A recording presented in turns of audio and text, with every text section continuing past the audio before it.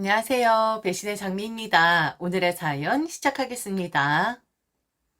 남자친구는 제가 바라던 이상형에 딱 부합하는 사람이었어요. 좋은 조건이기도 했고, 그렇다고 자기 조건이 좋다라고 해서 막 거들먹거리지도 않았던 그런 남자였었거든요. 처음에 지인의 소개로 만났을 땐 조금 색안경을 끼고 바라봤던 건 사실이었습니다. 왜냐면 다들 그렇지 않다라고 하는데 원래 좀 잘난 사람들은 특권 의식이라는 게 좀 있는 편이잖아요. 자신도 알지 못하는 상황에서 은근히 그런 젠체를 할 수밖에 없는? 그런데 남자친구는 절대로 그러지 않았고 조금 과장되게 말을 하자면 동네 아저씨 같은 그런 느낌을 풍기는 사람이었습니다. 남자친구의 직업은 변호사였습니다. 저보다 잘난 사람 맞았고 공부도 아주 많이 한 사람이었고 그리고 평생 공부를 해야만 하는 사람이긴 했었죠. 제가 부족하다 느꼈지만 제가 남자친구를 좋아하는 것보다 그가 저를 더 좋아해 주긴 했어요. 그래서 저희는 연애를 하고 결혼을 이야기하게 됩니다. 그런데 남자가 저를 좋아하면 뭐 하나요? 그의 집안에선 남자와 어울릴 만한 여자를 만나기를 바라는데 처음 인사를 갔었을 때 남자의 부모님은 저를 떨떠름하게 바라보셨습니다. 그렇다고 제가 엄청 못난 사람은 아니었었거든요. 나름 탄탄한 회사를 다니고 있었고 당시에 조금 더 발전하기 위해 대학원까지 다니고 있었는데 그런데 남자의 부모님 입장에선 제가 마음에 들지 않으셨던 것 같아요. 그런데 남자가 좋다고 하니까 대놓고 저를 반대한다 말씀하시진 않았지만 남자의 누나로부터 저는 얘기를 듣게 되죠. 우리 부모님이 욕심이 많으신 분이야. 그런데 동생이 좋다라고 하니까 대놓고 말을 못하는 것 같은데 견딜 수 있겠어? 나도 이런 말 하는 거 좀 그렇긴 한데 솔직히 동생한테 좀 딸리는 사람이긴 하잖아. 안 그래? 그럼 어떻게 하기를 바라시나요? 헤어져 주기를 바라시는 건가요? 그게 아니라 내 말은 견뎌낼 수 있냐 이거지. 동생이 좋다라고 하면 어쩔 수 없이 결혼을 시키시긴 할 거야. 그런데 그 과정에서 땡땡이한테 서운하게 할 수도 있다라는 거지. 그걸 견딜 수가 있냐고.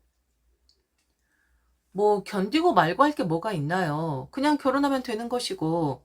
그리고 저렇게 말을 한다는 건 남자의 눈치를 보신다는 말이잖아요.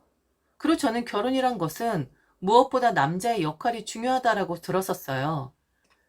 그분들이 저를 마음에 들어하지 않다라는 것은 마음에 좀 걸리지만 남자가 저를 좋아하고 저와 결혼을 하고 싶어 하는데 견디지 못할 게 뭐가 있겠어요?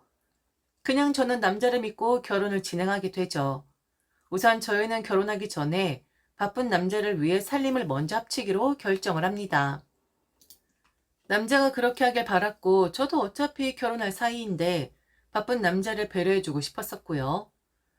남자가 가지고 있던 집을 그의 돈으로 리모델링을 했고 그리고 저는 그 집에 들어갈 신혼 살림들을 준비하게 됩니다. 한 2달 정도 걸린 듯해요. 결혼식은 아직 반년이나 남았었는데 우선 저희는 결혼식보단 집 꾸미기가 우선이었던지라 그곳에 더 집중을 했었거든요.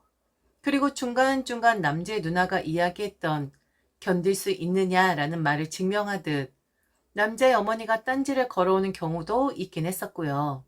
집 꾸미는데 우리 아들 신경 쓰게 하지 말아라. 혹은 아들이 바쁘니까 결혼식에 필요한 모든 것들도 네가 알아서 해야 한다. 결혼하고도 절대로 아들 신경 쓰게 하면 안 된다. 애가 워낙에 신경이 날카로운 애라서 지금은 모르겠지만 결혼하고 나면 그 성격 나올 수도 있다. 그러니 매사 조심 또 조심하거라 등등. 저 정도는 누구나 할 수 있는 말이라고 생각을 했고 저 정도를 견딜 수 있냐고 말을 한 거라고? 그땐 그냥 우스웠었죠. 그렇게 집 꾸미는데 어느 정도 정리가 되었을 때 신경을 잘 못 쓰던 남자가 시간을 내서 어느 정도 정리가 되었는지 집을 보겠다라는 겁니다. 본가에서 살고 있었고 그리고 일이 너무 바빠서 통 시간을 내지 못했던 남자친구였었는데 말이죠. 오늘 집에 가볼 거 아니야? 같이 가자. 나도 시간 낼 수 있을 것 같아. 우리가 같이 살 집인데 내가 너무 소홀했지. 미안해, 자기야. 아, 정말? 안 그래도 오늘 주방 가전들 들어와. 식세기 설치를 해야 해서 좀 오랫동안 있어야 하거든? 저만 고생하는 게 마음에 걸렸다고 하더라고요. 그래서 오늘은 시간을 내서 함께 가겠다고 하는데 무슨 일인가 싶었습니다. 미안해. 그동안 서운했지. 내가 일을 다 벌려놓고 자기한테 처리하라고 던져준 것 같아서 정말 미안하게 생각을 하고 있었어. 서운한 부분이 아예 없었던 건 아니었지만 그래도 결혼 전에 일을 끝내놓기를 바랐었고 바쁜 남자의 상황을 이해했으니까 그렇게 엄청나게 서운한 건 아니었었어요. 그래도 시간을 내서 함께 간다 하니 좋긴 하더라고요. 함께 짬을 내서 식세기 설치하는 것을 보기로 했는데 한 30분 지났나? 다시 남자한테서 전화가 오더라고요. 그동안 되게 잔소리만 하셨지 한 번도 집이 어떻게 꾸며지는지 보지 않으셨던 남자의 어머니가 동행을 하신다고 하면서요. 남자도 좀 의아해하는 것 같았고 혹시 제게 뭐 들은 거 없냐고 하는데 그냥 이제 정리가 다 되었다고 하니 궁금하신가 보다 했죠. 엄마가 같이 가자 하시더라고. 나는 자기한테 먼저 연락했는 줄 알았지. 엄마가 데리러 온다고 하더라고. 아, 그래? 어머니도 궁금하신가 보다. 그치? 남자도 별 신경 안 쓰더니 웬일이냐라는 말을 했고 꼬투리를 잡으신다면 어쩔 수 없지만 혼자가 아니라 남자가 있으니까 별 문제 없겠지 하고 신혼집에서 만나기로 했죠. 좀 갑작스러운 만남이긴 했지만 그래도 앞으로 시어머니가 되실 분이고 가족이 될 분이기에 최대한 많이 만나는 것이 좋을 것이다 판단을 하기도 했고요. 그리고 어느 정도 잔소리는 짐작했습니다. 잘난 변호사 아들, 그리고 바쁜 변호사 아들 항상 잘 챙겨줘야 한다 말씀하시던 분이었는데 오늘도 귀에 장착을 해야겠다 생각했습니다. 바로 귀보호대. 신혼집에서 만난 남자의 어머니는 예상외로 제가 꾸며놓은 집을 마음에 들어하는 눈치였습니다. 연신 잘 꾸며놓았다고 제게 고생했다고 하셨거든요. 남자도 저 혼자 다 한 거라고 그동안 고생을 많이 했다고 하면서 은근 제 자랑을 늘어놓았었고요. 남자가 제 편을 들면서 자랑을 하면 워낙에 아들 부심이 있는 분이었기에 뭐라 할 줄 알았는데 그러질 않으시더라고요. 그럼 마음에 들지. 아가가 고생을 많이 했구나. 고생했어. 그래, 그럼 뭐만 더 들어오면 되는 거니? 아, 거의 다 들어왔고요. 저랑 이 사람이랑 결혼하면 갖고 싶었던 제품들이 있었는데 그것만 해외에서 도착하면 될 것 같아요. 고개를 끄덕이면서 보아하니 정리는 어느 정도 끝이 난 듯 하다라는 말을 연실 중얼거리면서 여기저기 또 둘러보시더라고요. 한참을 그렇게 보시더니 제게 이러시는 겁니다. 그래, 고생했어. 우리 딸이 좋아할 것 같긴 하다. 우리 딸? 저는 언니를 이야기하는 거냐 했더니 우선 신우이를 언니라고 했다고 한 소리를 듣게 됩니다. 앞으로 조심을 하라고 하더라고요. 그리고 그동안 관심을 갖지 않았던 것은 궁금은 했었지만 그럴 만한 이유가 있었다고 하더라고요. 원래 집에 물건 들이면 순서부터 시작해서 내가 좀 도움을 줬어야 했거든? 그런데 내가 관심을 가지지 않은 이유는 솔직히 너한테 미안한 마음이 들어서 그랬다. 그런데 어쩌겠니? 이미 그렇게 결정이 났는데. 아들, 너 집으로 들어와 살아야겠다. 뒤로 나 자빠질 뻔했습니다. 저뿐만 아니라 남자도 말이죠. 남자는 무슨 말이냐고 바로 물었는데 남자의 어머니는 저를 보면서 말씀을 하시더라고요. 아가, 너 이거 마지막 관문이라고 생각하면 된다. 내가 니들 반대한 거 아마 잘 알 거야. 우리 아들이 너무 바빠. 그런데 너도 바쁘지 않니? 곰곰이 생각을 해봤는데 만일 니들 둘만 살게끔 하면 아휴 안 봐도 눈에 훤히 보이더라. 밥도 못 챙길 것이고 집안꼴도 엉망으로 돌아갈 것이고. 네? 그래서요? 그러니까 니들은 우리 집에 들어와 살고 이 집엔 네 시누이 들이도록 해라. 네 매형이 이쪽으로 이직을 했다고 하더라. 집값이 너무 세다 보니까 애가 고민을 하길래 내가 이곳으로 들어와 살라 말을 했어. 남자는 그걸 엄마 혼자서 결정을 하면 어떻게 하냐고 막성을 내더라고요. 우리 돈 들여 우리가 꾸며놓은 집인데 왜 이 집을 누나한테 줘야 하는 거냐고. 이런 경우가 어디 있냐고. 뭐 니들 돈? 아들, 언제부터 네가 네 돈이란 말을 했냐? 너 변호사 만드는데 나나 네 누나가 얼마나 애썼는지 잊었어? 결혼한다고 해서 그 빚이 사라지는 건 줄 알았어? 그리고 아직은 엄마 손이 필요해. 그러니 이 집은 누나 보고 쓰라고 하고 너는 집으로 들어와. 아직은 엄마가 우리 아들 떠나보내지 못하겠어. 알겠어? 아들? 자신을 떠나보내지 못하겠다라는 남자의 엄마의 말에 남자의 눈빛은 흔들렸습니다. 그랬더니 남자의 어머니는 기세를 잡았다 생각을 했는지 남자를 더 몰아세우더군요. 싫다면 직접 남자의 누나에게 말을 하라고. 이제 나는 결혼하니 누나 나 몰라라 할 것이라고. 나는 은혜 모르는 동생 놈으로 살 테니 자신한테 도움 청하지 말라고 직접 말을 하라는 겁니다. 그 꼴을 보고 있자니 예전 남자의 누나가 한 말이 떠올랐습니다. 견딜 수 있냐는 그 말이요. 이런 건 견딜 수가 없을 것 같은데. 아니 사실 저런 건 부탁을 하면 안 되는 거잖아요. 뭐 저리 막 나가지? 저런 막말이 어디 있습니까? 두 모자를 바라보고 있는데 기가 막히더라고요.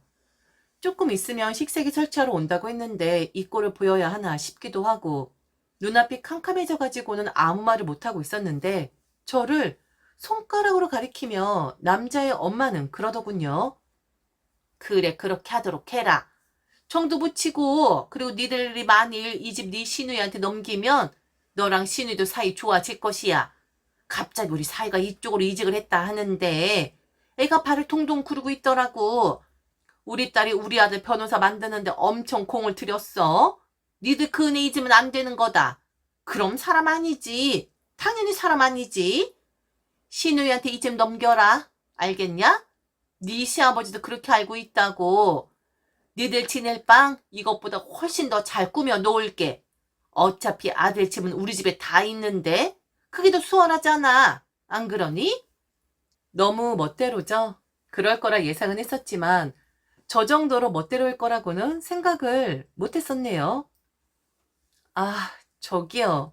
나한테 마지막 관문이라고 했어요? 잘난 아들과 결혼할 수 있는? 그런데 이거 결혼이 아니라 저승길 가는 길이었네. 너도 몰랐어? 정말 몰랐어?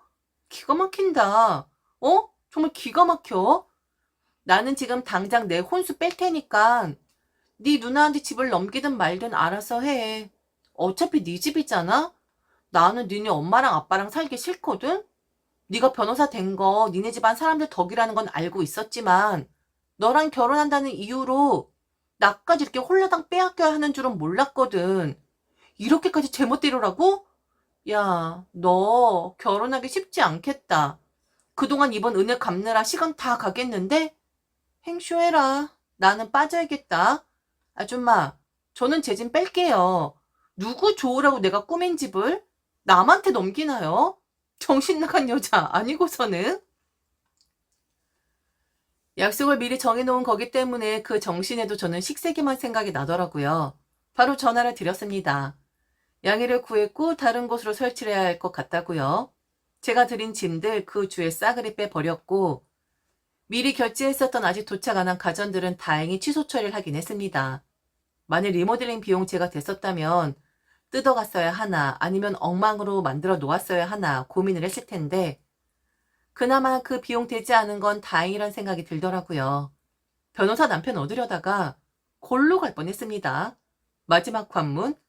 막 질주하려고 하다가 마지막 관문에 조상신이 도와 커브 제대로 돌 수가 있었네요.